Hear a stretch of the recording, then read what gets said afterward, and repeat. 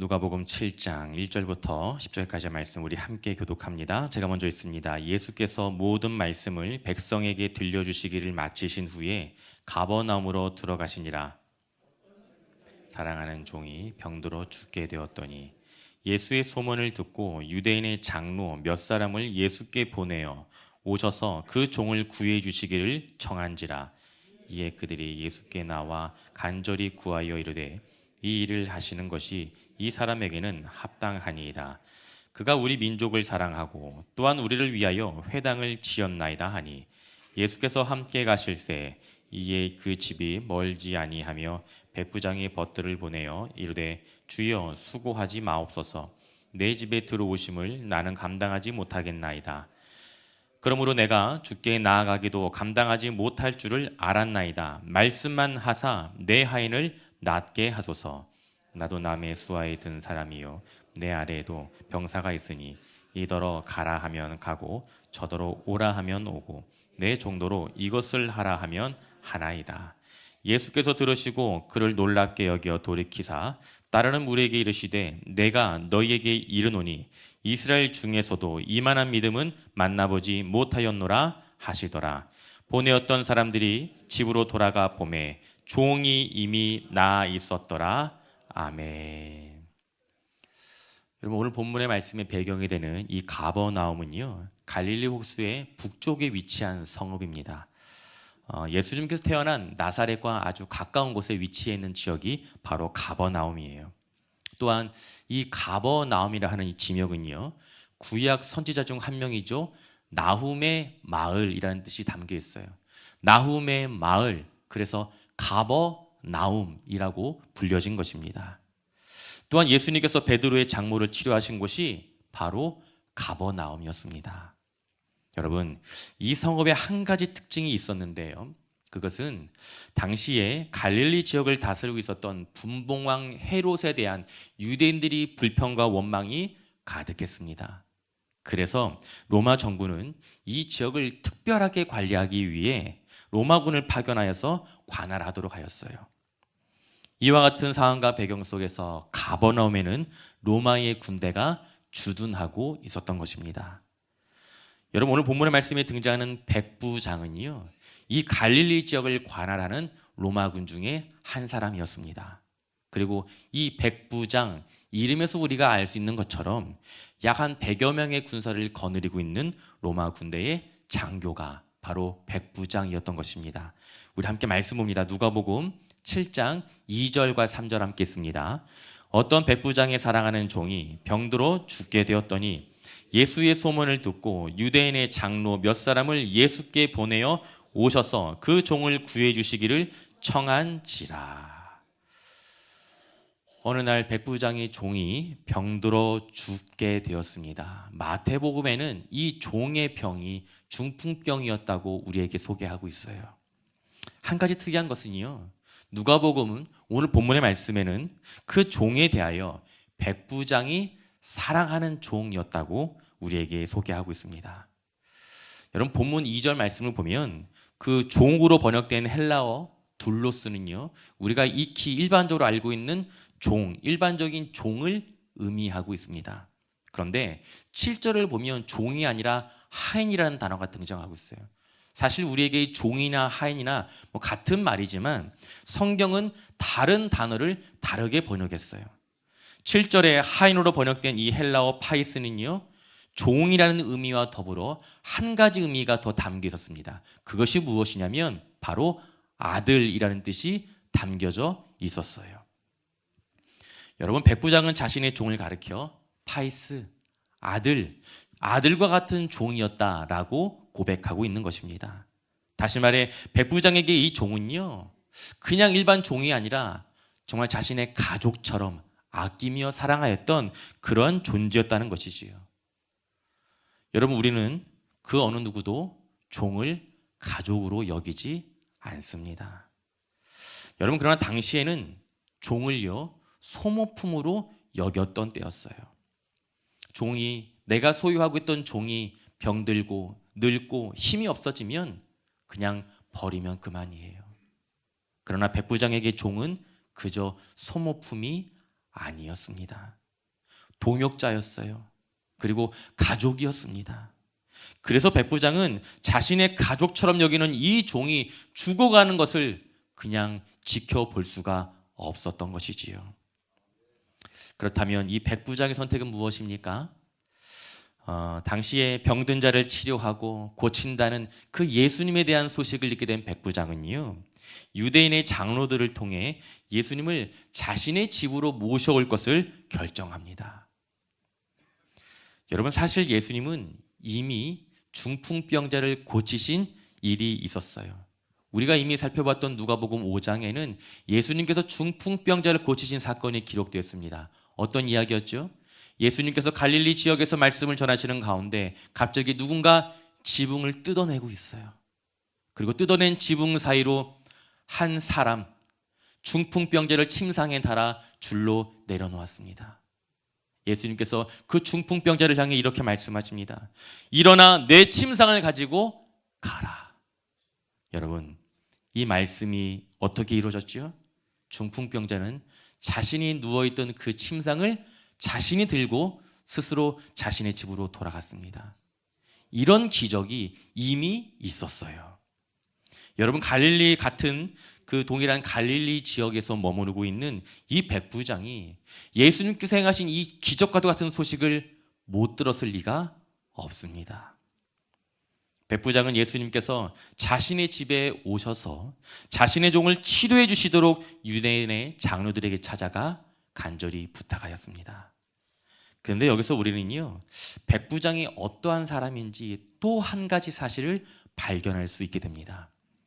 여러분, 백부장은 유대인들을 다스리고 통치하는 로마 제국의 군인 장교입니다. 사실 백부장의 이 말 한마디면요, 명령이면 유대인의 장로들이라 할지라도 그 자리에 엎드려야 해요. 반드시 그 말씀에 순종해야 합니다. 여러분, 이것이 당시의 권력이 가지고 있는 힘이었어요. 그러나 백부장은 유대의 장로들에게 명령이 아니라 간청, 부탁을 하였습니다. 무슨 의미인가요, 여러분? 유대인의 장로들을 식민지의 피지배 계층이 아니라 민족의 어른들로 대우하고 섬겼다는 것입니다. 여러분, 이것이 백부장의 인격과 실력이었습니다. 자신에게는 충분한 권력과 힘이 있었지만 그 힘을 결코 남용하지 않는 지혜가 백부장에게는 있었다는 것입니다. 여러분, 우리가 어떠한 사람의 그 진정한 인격과 실력을 확인하는 방법은 아주 간단해요. 생각보다 간단합니다. 그 사람에게 힘과 권위와 능력이 주어지면 바로 확인할 수 있어요. 자신에게 주어진 힘과 권한으로 누구를 위해 사용하는지 보면 우리는 그 사람의 인격과 실력을 확인할 수 있습니다. 그런 표현이 있잖아요. 그 사람에게 완장을 채워봐라. 완장이 무엇입니까? 옛날에 반장을 해도 완장을 차고 했었어요. 선도부를 해도 완장을 차고 했어요. 무엇이죠? 완장을 차면 그 무언가 다른 사람이 없는 나에게 권한과 힘이 주어졌다는 거예요. 일전에 한 선배 목사님이 저에게 그런 이야기를 하셨어요. 부교육자 시절에는, 부목사 때는 누구나 다 열심히 사역한다고. 그런데 담임 목사가 되면 진정한 실력이 드러나게 된다고. 그런 의미에서 보면 저의 인격과 실력을 검증받는 자리가 지금 이 자리인 것 같아요. 말씀을 묵상하면서 저의 인격이 어떠한지, 저는 어떠한 실력을 가지고 있는지, 나에게 주어진 권한과 힘을 나는 어떻게 사용하고 있는지 좀 저 스스로에 대해서 돌이켜볼 수 있는 시간이 되었습니다. 여러분, 나보다 더 힘과 권력 있는 사람 앞에서 우리가 굽신거리며 예의를 차리는 것은 누구나 다 할 수 있는 일이에요. 그러나 나보다 힘이 없는 자에게, 나보다 약한 자에게 내가 가진 힘과 권한을 마음껏 사용하지 않고 존중하고 섬길 때에 그 사람의 인격과 실력은 비로소 드러나게 되는 것입니다. 적어도 오늘 본문의 말씀에 등장하는 이 백부장은요, 자신에게 주어진 고난과 힘을 자신을 위해 사용하지 않았습니다. 여러분, 나에게 주어진 고난이 있다면 비록 그것이 크고 대단한 것은 아닐지라도 나를 위해서가 아니라 남을 위해 사용할 수 있는 저와 여러분이 되시길 간절히 소망합니다.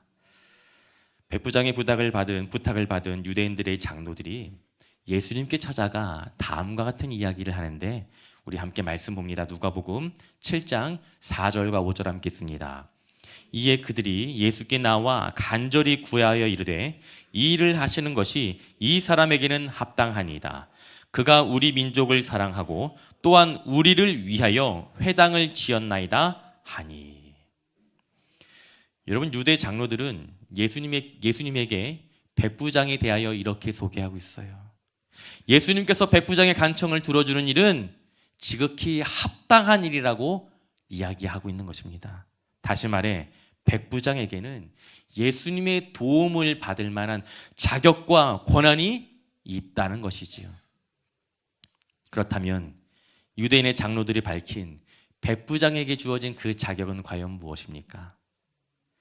백부장은 비록 로마 제국의 장교였어요. 이방인이었지만 유대인들을 사랑하는 사람이었습니다. 그리고 유대인들을 위하여 회당까지 지어줬던 자였어요. 여러분, 오늘 본문 말씀에 사랑이라고 기록된 이 단어가 원어를 보게 되면 우리가 너무나 잘 알고 있는 그 단어예요. 무엇일까요? 아가페.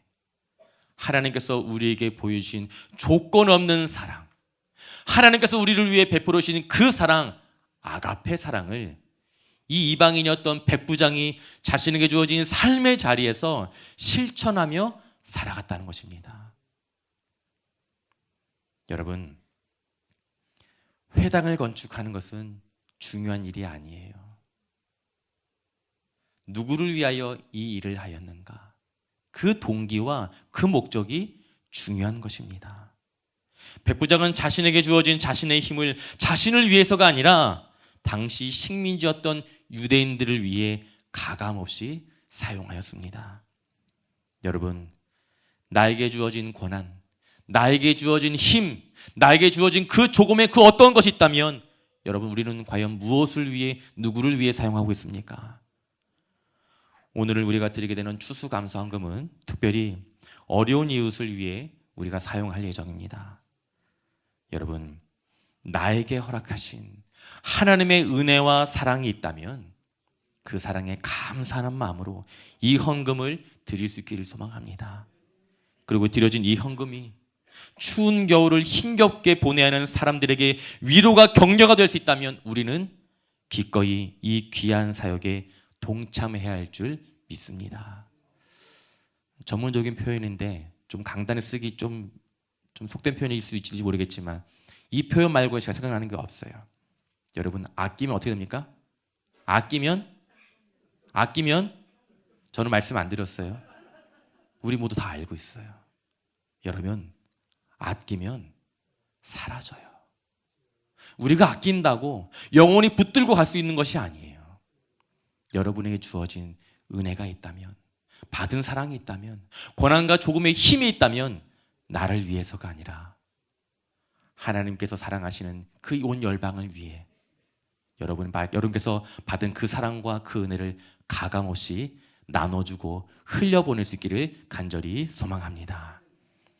백부장은 자신이 받은 사랑을 자신을 위해서가 아니라 유대인들을 위해 가감없이 아낌없이 기꺼이 흘려보내었습니다. 그 결과 이방인들을 무시하고 인정하지 않고 늘 비난했던 그 유대인의 장로들조차 백부장의 사랑에 감격하여 이방인이었던 그 백부장의 종을 도와주기로 결심하였던 거예요. 여러분, 내가 흘려보낸 사랑은요, 반드시 결국 언젠가는 다시 나에게 되돌아오게 되어 있습니다. 여러분, 이것을 기억하셔야 돼요. 예수님께서는 내가 헤아린 그 헤아림을 내가 도로 받을 것이라고 분명히 말씀하셨습니다. 하나님께서 나에게 주신 은혜와 사랑 간직하지 마세요. 흘려보내세요. 아낌없이 흘려보낼 때에 더 큰 은혜와 사랑으로 나에게 부어주실 줄 믿습니다. 아멘. 유대인의 장로들이 예수님께 간청한 결과 이 백부장의 종을 도와주셔야 합니다. 이 사람은 받을 만한 자격이 있습니다. 합당한 일입니다. 라고 이야기한 결과 예수님께서는 백부장의 집으로 발걸음을 옮기셨어요. 그런데 그때 갑자기 백부장의 친구들이 예수님께 찾아와 백부장의 말을 전하는데요. 우리 함께 말씀 봅니다. 누가복음 7장 우리 6절부터 8절까지 말씀 우리 함께 있습니다. 예수께서 함께 가실새 이에 그 집이 멀지 아니하여 백부장이 벗들을 보내어 이르되 주여 수고하지 마옵소서. 내 집에 들어오심을 나는 감당하지 못하겠나이다. 그러므로 내가 주께 나아가기도 감당하지 못할 줄을 알았나이다. 말씀만 하사 내 하인을 낫게 하소서. 나도 남의 수하에 든 사람이요 내 아래에도 병사가 있으니 이더러 가라 하면 가고 저더러 오라 하면 오고 내 정도로 이것을 하라 하면 하나이다. 아멘. 여러분, 예수님께서 백부장의 집에 도착하기 그 직전에 백부장은 자신의 친구들을 보내어 예수님에게 자신의 고백을 전합니다. 그 고백이 무엇입니까? 예수님께서 자신의 집에 오는 것을 저는 감당할 수 없습니다. 예수님께서 직접 오셔서 손대지 않고 안수하지 않고 기도해 주지 않으셔도 예수님께서 단 한마디 말씀만 하셔도 내 종이 낫게 될 줄 믿습니다. 여러분, 백부장이 자신의 친구들을 보내어 이와 같은 고백을 한 것이 무엇입니까? 그것은 자신의 종을 살리기 위해 예수님을 초청하였던 그 백부장이 예수님을 묵상하는 가운데 크고 귀한 깨달음을 얻었기 때문입니다. 여러분, 백부장은 유대인의 장로들에게 예수님을 모셔올 것을 부탁하였을 때만 해도 예수님은 그저 병든 자를 고치고 치료하는 사람 중에 하나였어요. 그렇게 인식하고 있었어요. 그러나 예수님에 대한 백부장의 생각이 완전히 뒤바뀌게 되었습니다. 어떻게 해요? 백부장이 깨닫게 된 것이 무엇입니까? 바로 자신이 죄인이라는 사실을 깨닫게 되었습니다. 그리고 예수님은 우리의 구원을 위해 이 땅에 오신 그리스도라는 사실을 깨닫게 되었어요. 여러분, 성경에는 기록되어 있지 않지만 이와 같은 사실을 깨닫게 하신 분이 누구이십니까? 바로 성령이십니다. 성령 하나님께서 백부장에게 이와 같은 깨달음을 허락하신 거예요. 우리 고린도전서 2장 12절 말씀 우리 함께 있습니다. 우리가 세상의 영을 받지 아니하고 오직 하나님으로부터 온 영을 받았으니 이는 우리로 하여금 하나님께서 우리에게 은혜로 주신 것을 알게 하려 하심이라. 아멘. 여러분, 백부장은 성령께서 주시는 그 깨달음을 통해 자신의 정체성 그리고 예수 그리스도의 존재에 대하여 깨닫게 되었습니다. 우리는 이미 베드로가 어떻게 주님 앞에 고백하였는지 우리는 그 고백을 기억하고 있어요. 예수님과 함께 배에 오른 베드로가 예수님의 그 말씀에 순종하여 깊은 곳에 그물을 던지게 되었을 때 어떤 일이 발생했습니까? 지금까지 경험하지 못하였던 만선의 축복을 경험하게 되었어요.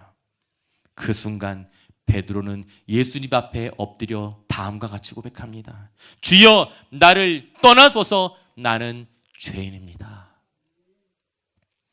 사랑하는 성도 여러분, 우리 모두는 죄인입니다. 부정할 수가 없는 사실이에요. 우리는 우리의 죄를 결코 해결할 수 없습니다. 그래서 예수님께서 이 땅에 오셨습니다. 이 분명한 진리를 기억하게 될 때 우리는 비로소 예수님 앞에 엎드릴 수 있는 것입니다.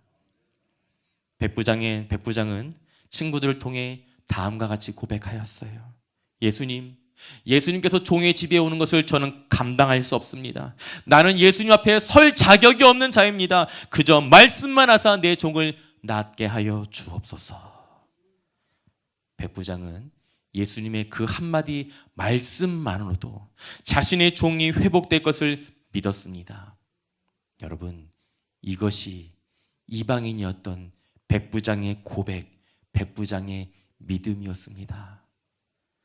사랑하는 성도 여러분, 나 자신이 죄인이라는 사실을 깨닫는 것은 축복입니다. 축복이에요. 왜 그렇습니까? 죄인에게 예수님이 필요하다는 사실을 깨달을 수 있기 때문입니다. 예수님은요, 죄인들에게 필요한 존재입니다. 죄인이 아닌 사람들에게 예수님은 사실 필요가 없어요. 나의 자금을 알고 예수님의 크심을 깨닫는 이 은혜가 이 자리에 모인 저와 여러분 우리 모두에게 임하길 간절히 소망합니다. 예수님을 향한 백부장의 이 믿음, 이 귀한 신앙의 고백을 듣게 된 예수님께서 하신 말씀이 있으세요. 우리 누가복음 7장 9절 말씀 우리 함께 읽습니다. 예수께서 들으시고 그를 놀랍게 여겨 돌이키사 따르는 무리에게 이르시되 내가 너희에게 이르노니 이스라엘 중에서도 이만한 믿음은 만나보지 못하였노라 하시더라. 아멘. 여러분, 예수님께서는요, 백부장이 전한 이 고백을 듣고 놀라셨어요. 왜요? 예수님께서 왜 놀라셨습니까? 이스라엘 중에는 백부장과 같은 믿음을 소유한 사람이 없었기 때문입니다. 하나님께 택함을 받은 백성으로서 이 귀한 특권을 누려왔던 유대인들에게는요, 안타까운 사실이지만 백부장과 같은 믿음이 없었습니다. 그래서 예수님께서 놀라셨어요.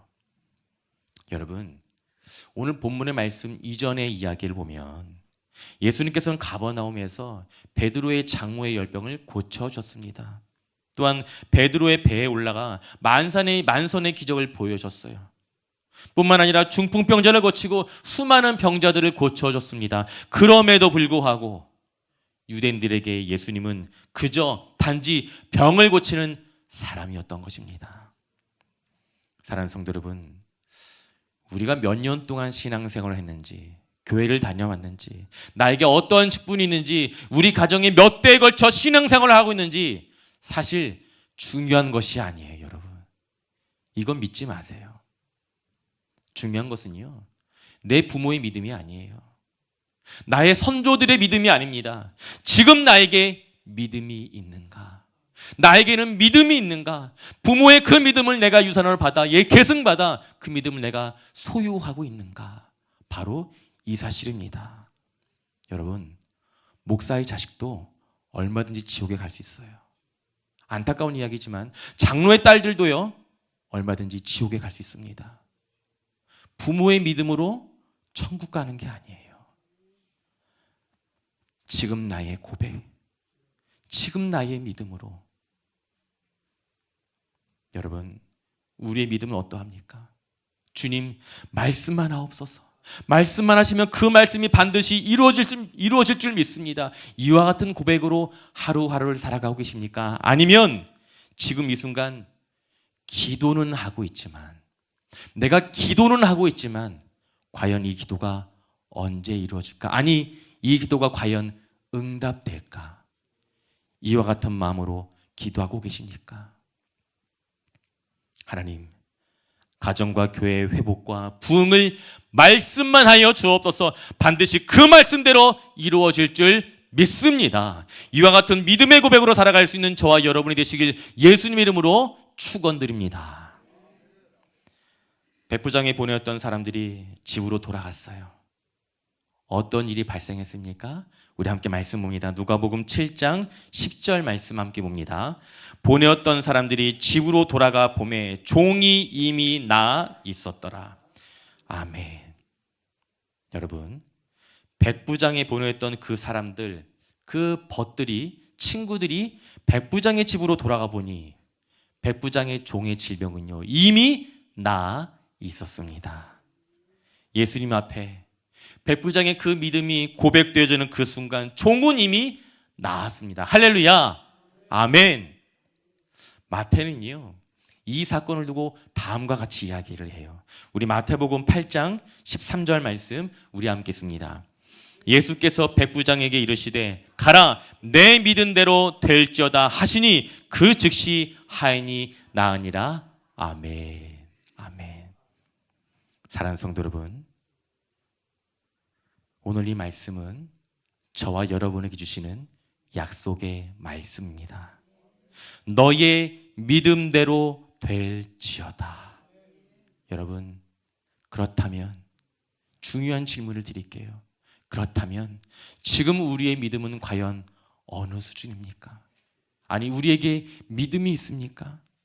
우리에게 백부장의 고백과 같은 믿음이 있습니까? 여러분, 우리가 아무리 신앙생활을 오래 하고 목사의 직분, 장로의 직분을 받았고 말씀을 많이 묵상하고 말씀을 많이 읽는다 할지라도 막상 문제가 터지게 될 때 하나님을 의지하는 것이 아니라 세상의 방법을 붙들고 살아간다면 우리가 이야기하는 신앙은 없는 거예요.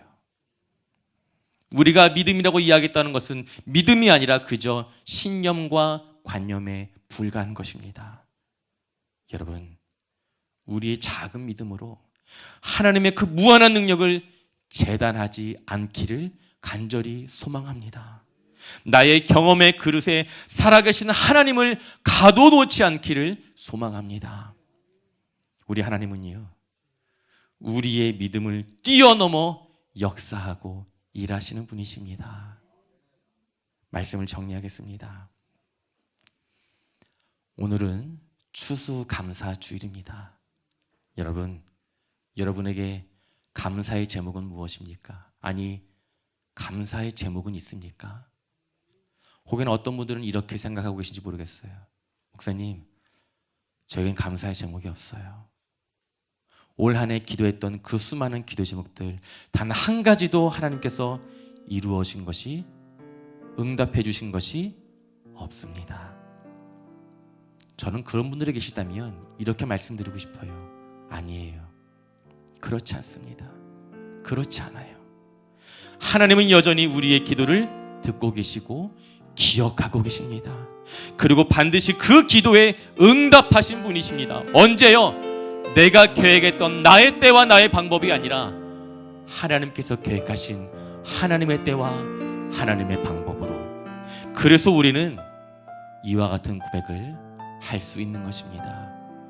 우리가 함께 불러볼 찬양인데요, 제가 가사를 좀 읽어드릴게요. 가사를 보면서 함께 묵상하면 좋겠습니다.